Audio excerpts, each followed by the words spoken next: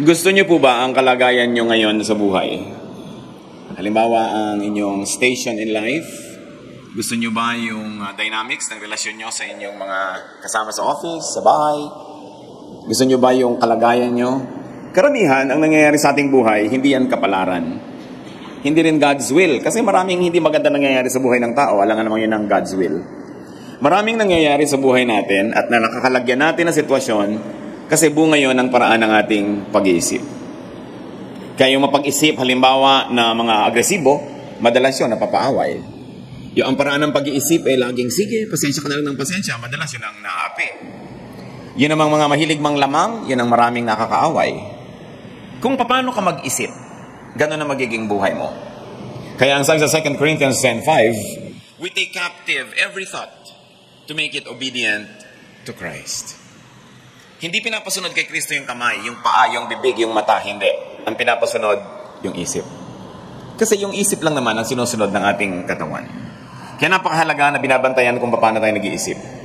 Kung lagi ka halimbawa na ang tendency mo mag-isip, sensitive ka, lagi ka nasasaktan. Kung proud ka, lagi ka na lang may nakakaaway, o kaya nalalayo ka sa mga mahal mo sa buhay. Paano tayo mag-isip? So we watch our thoughts because they become words. Words can become actions. Actions can become habits. Pag pinag-uulit-ulit, habits can become your character, and your character, your destiny. Kaya maraming tao magtataka, bakit lagi nilang ako yung nawawalan ng cellphone? O ako yung nadudukutan? O ako yung nababastos? Kasi may paraan ka ng pag-iisip na bumubunga at nagbubunga sa aksyon. Na paulit-ulit na nagiging lifestyle mo na yon, character, therefore you attract all these energies. Whether the energies are positive or negative. Kaya natin ngayong pag-aaral, pinamagatan natin, do not think. Huwag mag-isip sa ganito at ganung paraan para mapabuti ang buhay. Salamat, Ama, dahil kayo'y Diyos na interesado sa pang-araw-araw naming buhay. Salamat sapagkat may maganda kayong balak. Pero kung hindi naman namin susundin yon at hindi namin didisiplinahin na aming pag-iisip, yung masama ang nangyayari sa amin. Turutan mo kami, Panginoon, na magbulay-bulay, mag-isip-isip. Siya sa atin kung paano kami mag-isip at mabantayan ang takbo ng aming isip. At nang sa ganon, mabantayan namin ang mga salita na sinasabi namin, kilos na ginagawa namin, mabantayan namin ang paghubog ng aming karakter na siyang halos ay nagdidikta ng mangyayari sa aming buhay. Patawarin niyo po kami sa mga kasalanan namin. Malaki man at maliit, kinikilala namin ang pagkukulang namin sa iyo. Nawa, Panginoon, ang aming mga kasalanan na inyong pong linisin. Palitan niyo po ng kagalakan ang aming mga kalungkutan. Palitan niyo, Panginoon, ng sigla ang aming mga tamlay. At nawa, Panginoon, yung kasiyahan niyo maghari sa aming buhay. Yung kabanalan niyo maging totoo. Kayo ang maging tagapagsalita ngayon, O Diyos. Hinihiling namin ng isang simpleng mensahe na tunay naman na makakahamon sa amin na siyasatin ng aming pag-iisip. Nang sa ganoon, kung may mga kalagayan kaming napupuntahan na hindi namin gusto, makita namin kung anong connection ito sa paraan ng aming pag-iisip. Lead us, Father. Speak to us. Empower us to become like your Son, Jesus. And in His name, we pray. Do not think. Marami po dapat na hindi isipin ng tao, pero konti lang ang pag-uusapan natin ngayon. Unang-una, do not think that you can ignore God's calling, that you can ignore duty, and remain blessed. Maraming mga tao, akala nila wala silang purpose sa buhay. Kung sila man ay mapalad, meron man dumadating ng mga blessing pang kanila lang. Tulad ni Esther. Noong kanyang buong lahi ay nalagay sa panganib sapagkat papatayin sila. At siya ay reyna at meron siya pwedeng magawang influensya sa hari.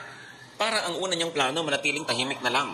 Na siya'y Hudyo din at ang lahat ng Hudyo ay papatayin pero hindi alam ng hari na Hudyo siya. Pero nagpadala ng babala ang kanyang kamag-anak na si Mordecai. Esther 4:13-14. He sent back this answer. Do not think that because you are in the king's house, you alone of all the Jews will escape. For if you remain silent at this time, relief and deliverance for the Jews will arise from another place. But you and your father's family will perish. And who knows but that you have come to royal position for such a time as this. Sabi sa kanya ng kanyang kamag-anak, baka akala mo kung nakatira ka sa palasyo, may exempt ka. May pinirmahang batas, lahat ng Hudyo papatayin. Pag hindi ka tumulong na mabaligtad yan, dahil reyna ka naman, don't think na kung reyna ka, mapupwera ka dito. At kung hindi ka tutulong, merong tatayo na tutulong, may gagamitin ng Diyos. Anong malay mo kung naging reyna ka lang para exactly for this reason, tapos hindi mo pa gagawin ang dapat mong gawin? Mga kapatid, nalalagay po tayo sa mga positions of privilege. positions of power and influence, na meron tayong pwedeng magawa. Pero kung mananatili tayong hindi gumagawa, sasarilinin lang natin yung sarap o ginhawa ng buhay at hindi natin gagawin yung marapat kahit pa nga mahirap, may gagawa pa rin nun. Ang Diyos ay tatawag, kukuha ng gagawa nun. Ayaw mong kumanta sa choir, may ibang kakanta. Ayaw mong tumugtog, may ibang tutugtog. Ayaw mong magturo, may ibang magtuturo. Ayaw mong tumulong, may ibang tutulong. Ang nangyari lang, ikaw yung napwera sa pagdaloy ng pagpapala. Sabi, mangyayari't mangyayari ang tama, mangyayari't mangyayari ang mabuti, tumulong ka man o hindi. Kaya tumulong ka na lang, kasali ka pa. Kaysa sa hindi ka kasali. Sabi, nalagay ka lang sa mataas na lagay para sa ganitong pagkakataon. Tapos, palalampasin mo pa ang pagkakataon. Dumarating sa buhay natin, mga kapatid, kung minsan may magagawa tayong mabuti, papalampasin mo pa. Paminsan-minsan lang, halimbawa na may kamag-anak kang nangangailangan, kaya mong tulungan, papalampasin mo pa. May tutulong din yun. Makita mo yung hindi mo tinulungan ngayon, yung hindi mo tinulungan mag-enroll, makita mo naka-enroll din yun eh. Kaya lang, puwera ka, hindi ka kasali sa tumulong. Makikita mo may sakit na tao, hindi mo dinalaw, babangon din yun, kakaling din yun, ng matatandaan, hindi mo dinalaw. Sa dinami-rami ng dumalaw, isa ka sa hindi. Bakit mo sasayangin ang pagkakataon to do good when you can? What can stop you? Kaya sabi, do not think na ang iyong mga tinatalangkilik ay para lang sa'yo, may dahilan yan. And if you are blessed, do not think that you are favored and blessed just for your own enjoyment. Ang talent mo hindi lang para sa'yo, ang mga kapangyarihan mo hindi lang para sa'yo. What we receive, we are duty bound to pass around, to recycle. Kaya pag huminga ka, kailangang mag-exhale ka rin eh. Hindi mo pwedeng sarilinin yan, kailangang ipasa mo sa halaman. Yung oxygen na hininga mo, magiging carbon dioxide. Kailangan may ibang makinabang. 2 Corinthians 1:4, God comforts us in all our troubles, so that we can comfort those in any trouble with the comfort we ourselves have received from God. Binibigyan ka ng tulong at ginhawa para sa lakas na natamo mo sa tulong na tinanggap mo, ikaw naman ang tumulong sa iba. Dumarating ang panahon, mahina ka, may darating na tao, tutulungan ka. Pag dumating yung pagkakataon na ikaw naman ang tutulong sa kanya, huwag mong papalampasin ang pagkakataon. Kasi huwag mong lilimutin na nandiyan ka lang ngayon, malakas ka, nabuhay ka pa kasi may nagdugtong ng buhay mo eh. Kung hindi ka didugtungan, nasan ka na? Kaya ngayon may tungkulin kang magdugtong din sa buhay ng iba, lalong-lalo doon sa naging instrumento para ka madugtungan. So may mga problema. Tayo po na mga lumalampas sa problema, meron na tayong obligasyon na maging matulungin sa mga nandun at kasalukuyang nasa panahon ng problema. Yung mga lumampas na tayo sa hirap at pangangailangan, meron tayong obligasyon na tumulong sa mga nasa panahon ng pangangailangan. This is what we call the obligation to the troubled. The obligation to the suffering. Hindi yan optional. Ito'y tungkulin ng lahat ng taong kumikilala sa Diyos. In the same spirit, sabi sa Galatians 6:6, anyone who receives instruction in the Word must share all good things with his instructor. Meron tayong obligation to those who enrich us spiritually. Hindi lang yung thank you lang, hindi lang yung salamat. Meron tayong obligasyon sa nagpapayaman sa ating espiritu, sa nagpapatibay sa ating pananalig. Marami tayong obligasyon sa buhay. Yung mga employers, the wages you failed to pay the workmen who mowed your fields are crying out against you. The cries of the harvesters have reached the ears of the Lord Almighty. So there's such a thing as an obligation to those who work with us and for us. Kung kayo ay nangangalakal, namumuhunan, meron kayong mga empleyado, meron kayong obligasyon. Hindi lang magpasweldo, but also to share the profit. In many creative ways, you can do this. You are here for a reason. Hindi ka aksidente, may dahilan. May dahilan kung bakit magandang kumanta. May dahilan kung bakit matalino ka sa numbers. May dahilan kung bakit perceptive ka mag-isip. Magaling kang makiramdam. May dahilan kung bakit maganda ang itsura mo. May dahilan ng lahat ng bagay. Ephesians 2:10, for we are God's workmanship, created in Christ Jesus to do good works, which God prepared in advance for us to do. Nilikha tayo para gumawa ng mabuti. Pag hindi tayo gumagawa ng mabuti, lumulungkot tayo. Pag hindi tayo gumagawa ng tama, nawawala yung ating isip doon sa tamang takbo. Nawawalan tayo ng dahilan ng buhay. Nawawalan tayo ng sigla. Alalahanin niyo mga kapatid, ang mga panahon ng inyong buhay na masayang-masaya kayo. Alalahanin niyo yung mga panahon na malungkot kayo. May malaking kinalaman doon ang paraan ng inyong pag-iisip. Bakit kayo nalagay sa lugar na masaya? Siguro, nung panahon na yun, ganito kayo mag-isip. At dahil ganito kayo mag-isip, ganito ang inyong mga salita, ganito ang inyong mga kilos, ganito ang interaction nyo sa inyong paligid. Pero yung mga panahon hindi ka masaya, meron kang dapat isipin. Bakit? Paano ba ako nag-iisip? Ba't ako nalagay sa ganitong lugar? Anong dapat kong isipin dito? Because you are part of the system and you must function And when you do not function correctly, things go wrong. Not only with you, but with the entire system. Meron tayong pananagutan sa isa't isa. Hindi ka lang nabubuhay para sa sarili. Kung okay lang sa'yo, halimbawa, na ikaw ay matamlay, paano kung nagpapatamlay ka rin ng kapwa mo? May pananagutan ka. Dapat ginagawa mo kung ano yung dapat mong gawin. You are God's workmanship, created to do good works. Kung minsan meron isang pamilya ang lungkot-lungkot dahil meron dong isang member, siguro sinira niya yung buhay niya, o kaya ay ayaw niyang makinig, hindi siya lagi nagko-cooperate, o kaya ay hindi na gagawa yung mga duty niya, lahat na apektuhan. Hindi pwedeng ikaw lang maapektuhan ng sarili mong ginagawa because you're part of a system. You are part of a church, you're part of a family, you're part of society. May assignment ang bawat isa na dapat gawin. At pag hindi niya ginagawa yon, hindi lang sa nagmamalfunction ng system, mananagot din siya. Because you will be measured and judged according to that purpose for which you were created and gifted. Nagawa ba o hindi? Ecclesiastes 12:14, for God will bring every deed into judgment, including every hidden thing, whether it is good or evil. Judgment doesn't have to come at the end of the world. Every day, we are being measured. At kung ano itinatanim natin, nagbubunga yon at nagkakaroon ng bearing sa ating buhay. So do not think na para sa'yo lang ang magagandang bagay. Pag gano'n ang takbo ng iyong isip, may pagkakalagyan ka na naman sa interrelationship mo with people. It will determine your dynamics with people. Now, do not think evil for others. Huwag magplano ng masama. Do not plot against people. Zechariah 7:10, do not oppress the widow or the fatherless, the alien or the poor, therefore the weak. In your hearts, do not think evil of each other. So sa biglang tingin, ang pinag-uusapan dito, mga balo, mga ulila, mga foreigners na walang kamag-anak, so pwedeng-pwede mong apihin. Pero generically, ang sinasabi din dito, huwag mong apihin yung kaya mong apihin. Kung meron kang impluensya, kapangyarihan, meron kang kakayanan kahit papano na manakit ng damdamin, kawawain ng isang tao, huwag mong gawin. Meron kang power over people. You know, people who love us are weak. Because if you are the object of that love, you have power over that person. Ang power hindi lang pera, ang power hindi lang posesyon, ang power hindi lamang kayamanan o physical strength. Because everybody who has affection for you will be affected by you. So paano mo ginagamit yung power mo na yon? Are you making them feel good or bad? Pinapatahimik mo ba o ginugulo mo ang kanilang kalooban? It's an oppression. When you use that power to make people who are under your influence unhappy.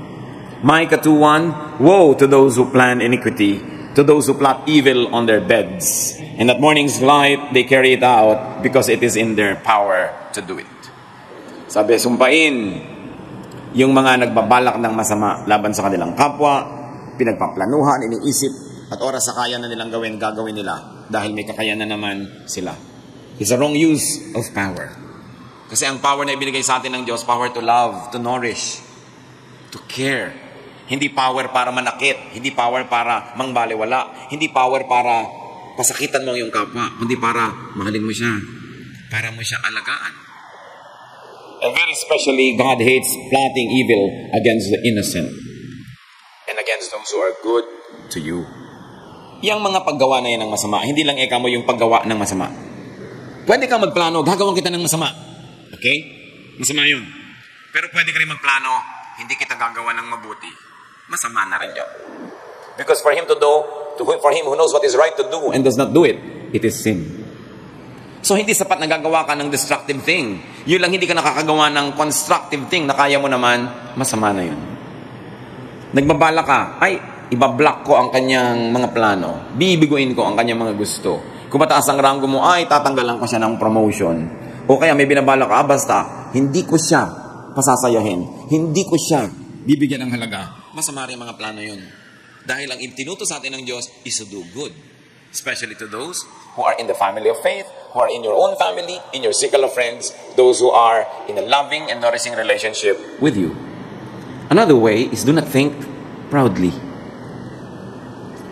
Marami tayong kinakasadlakan na hirap. Hirap sa buhay, hirap ng loob, kasi tayo ay mapagmataas. Romans 12:3, do not think of yourself more highly than you ought. Pride says, I deserve this, especially the good. Pag na-promote ka, I deserve this. Mas marami kang uwing pera kaysa doon sa kasama mong partner sa trabaho, I deserve this. Mas masarap yung ulam mo kaysa kapatid mo, I deserve this. Oras na nagsimula tayo mag-isip ng ganyan mga kapatid, maghagasgas ang ating budhi, mababawasan ang sensitivity natin sa ating kapwa, we will begin to have a sense of entitlement.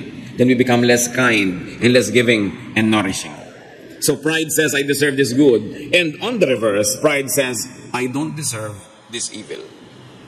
Pag may nangyayari sa ating hirap, ang unang sinasabi ng mga mapagmataas, hindi ko to deserve. I deserve a better deal. I deserve a better treatment. I deserve a better whatever. Pero dapat mong isipin, totoo ba yun? Or do I really deserve the evil that is happening in my life? Pag may nangyayari sa buhay natin na hindi maganda, masakit, mahirap, ang dapat natin munang isipin, ano ba ang pananagutan ko? Bakit nagkaganito? Hindi lagi mong isipin, iba ang may pananagutan. Yung kalaban ko ang may pananagutan. Ako, I'm entitled to something better. I am not deserving this wrong that is happening to me. The moment you think that way, you will never be able to correct yourself. Ano bang mawawala sa isang tao kung una niyang inisip na siya ang may kasalanan? Halimbawa, may nagka-problema, isipin mo agad, ako may kasalanan.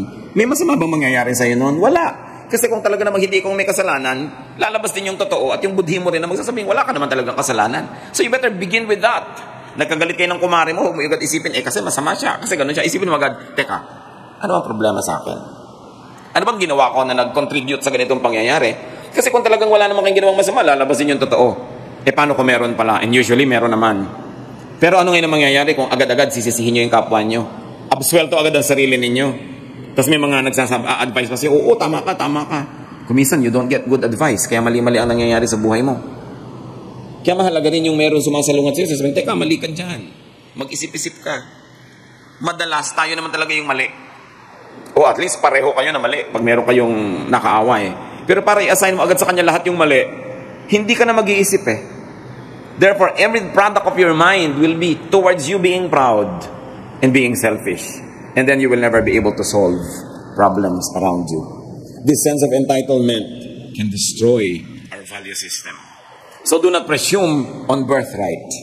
May mga tao akala birthright nila, yung lahat ng privilege. Dapat lang, mabigay sa akin yan. Dapat lang.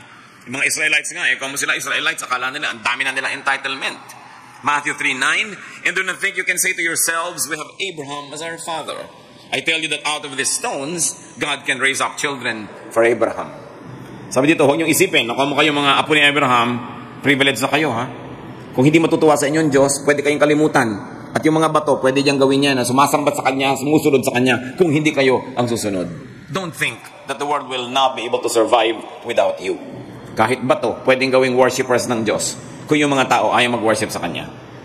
Dapat iniisip natin yan, huwag tayong masyadong maging palalo, mayabang, at iniisip natin sobrang ating value. Very importantly, especially if you enjoy some things, deserve. And continue to deserve the good you want to enjoy. Kung may nagpahiram sa inyo ng tsinelas kahapon, don't think and presume na duty na niya na ipahiram pa rin niya yun today. Baka kahapon, medyo kayo deserving, pero ngayon hindi. So, binawi ang tsinelas. So, deserve and continue to deserve. Every day you have to work. Every day you have to be worthy of the good things you receive. One good situation long ago will not entitle you to a lifetime of privilege. Lagi kang nagsisikap, lagi kang gumagawa. You are as good as your last performance. Kaya marami tayong mga bagay na nawawala sa ating buhay because to begin with, we don't deserve it, but we don't even do anything to have a semblance of deserving it. Ang nangyayari tuloy, nababawian tayo. Sa Bible, ang dami nababawian ng mga even anointing. Nababawian ng mga privileges, nababawian ng blessing, kasi akala nila automatically dapat tanggapin na lang nila yon. Yung mga taong napopromote sa trabaho, matapos magsikap, tapos na-promote, bigla nagiging tamad, nagiging mayabang, nagiging selfish. Yung mga nabibigyan ng mga trust ng kumpanya, may trust ka na humawak ng pondo, may trust sa'yo na magdesisyon, biglang inaabuso yon. Ipapasok na lang lahat, kaibigan at kamag-anak, lahat ng mga gastos, pati sa pamilya niya, i-charge sa kumpanya, nag-a-abuse. So darating ang araw, ano mangyayari? Marirealize ng kumpanya yun, babawian ka ng mga blessing. You have to continue to deserve.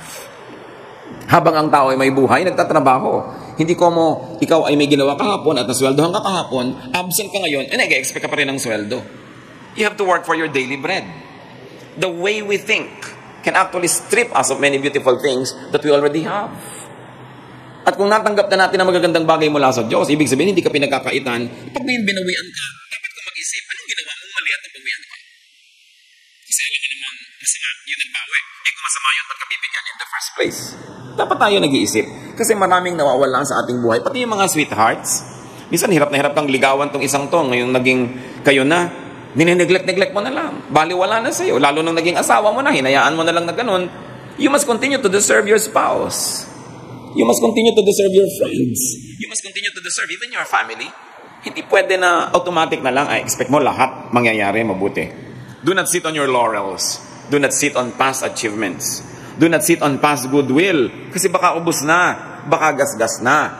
Kahit telepono, kinacharge.